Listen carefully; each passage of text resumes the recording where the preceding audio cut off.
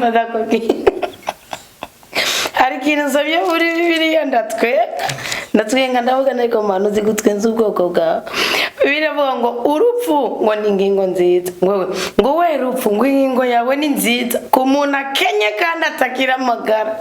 Ku muntu yagize yegeranirijwe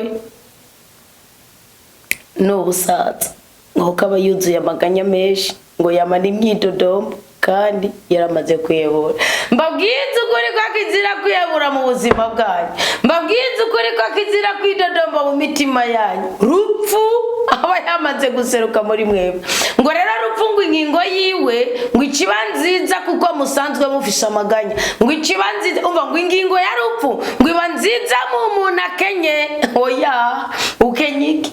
Nagira mbabwira ko rupfu ingingo yiwe banziza mu muntu akanye itegeko rya rudasonga. Nimba ukanye itegeko ry'Imana ibyo wokora byose nakamuna ku buzima bwawe. Reka ndakwigirira inama umushingana mupfaso.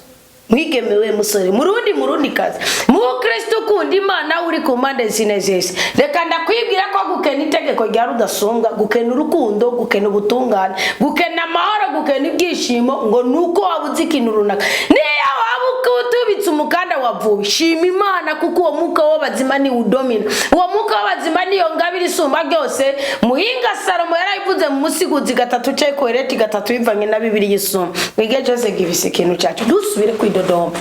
Niwe yidadomba utaye butumire rupfu. Niwe yidadomba agacira ingingo ya rupfu. Niwe none simwene Siraka 41 abivuze ku murongo wa 2. Erega siyanita.